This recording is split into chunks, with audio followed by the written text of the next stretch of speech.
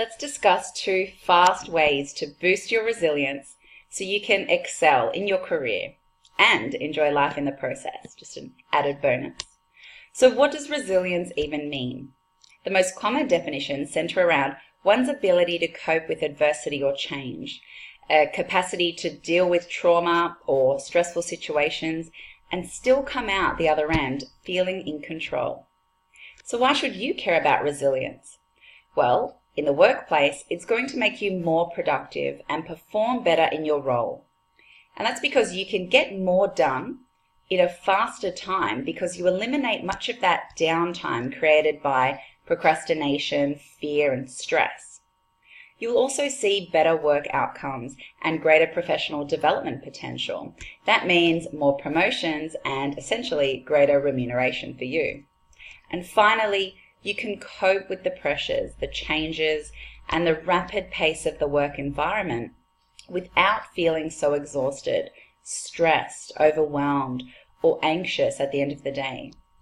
You get to not only survive the workplace, but also feel like you're thriving, enjoying your work because you can handle it with greater energy and ease.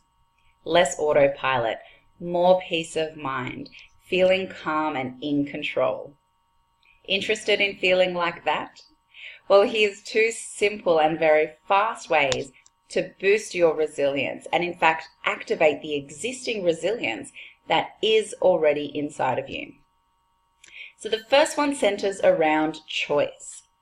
The difference between someone who is resilient and someone who is not is that the resilient man or woman more readily uses their human ability to make a choice about how they respond to the situation. Someone who is not resilient reacts with stress and anxiety and overwhelm because they think it's their only choice.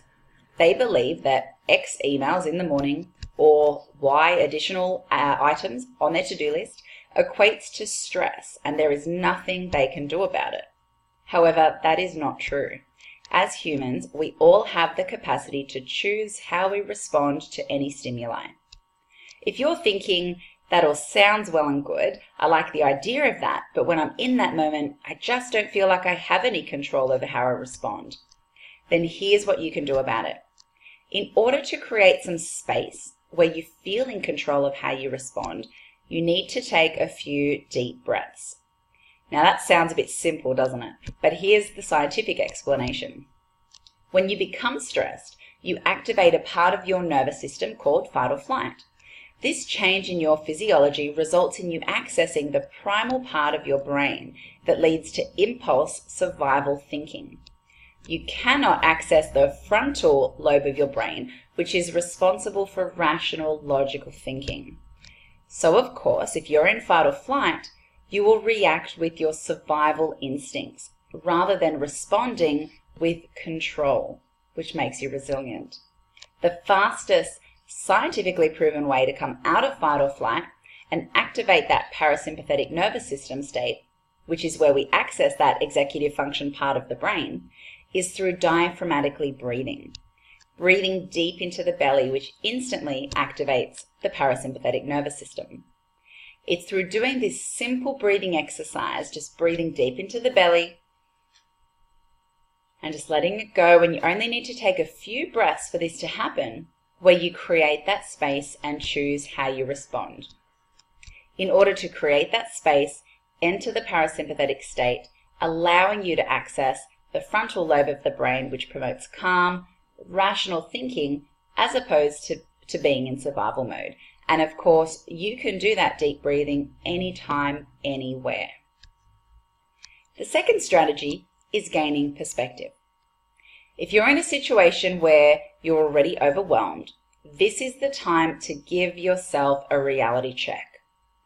Draw yourself up a scale from 1 to 10, 1 being not an issue and 10 being an absolute disaster. And then when something happens that doesn't go to plan, take a second to mark your current situation on the scale. How bad is it really?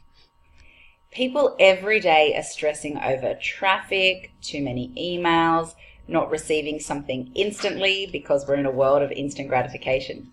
not getting enough likes on Facebook, you name it, people are stressing about it. So before I send you away to do this, marking on a scale, I want to make sure you have a clear perspective. If 10 is disaster, then what would you put there? So some at this point would say sending an incorrect email to a client is a 9 or a 10. Or missing the train and running late for a morning meeting is a 9. So then I'd ask you, well, where would losing a family member go? Or being diagnosed with a life-threatening disease? Surely if that's a 10 or at least a 9, then sending an incorrect email to a client is much less of a disaster. And missing the train and sending an apology message, surely that's not a catastrophe. So with this perspective in mind, whenever you find yourself in that space of overwhelm, take those deep breaths, breathing into your belly, enter the parasympathetic nervous system, and access that reasoning, rational part of your brain so you can create that space and make a choice about how you respond. And then using your scale that you can do on a piece of paper, put it up on your desk, mark where this new situation should be.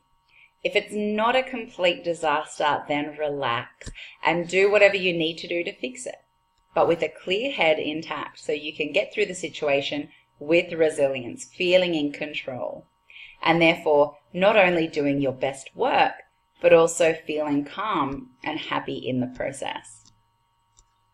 Let me know how these tools serve you, and if you have any extra tips, make sure to leave a comment. Remember, it's all about sharing our experiences because I'm sure your ideas or experiences can significantly help someone else in their life. So don't hold that back.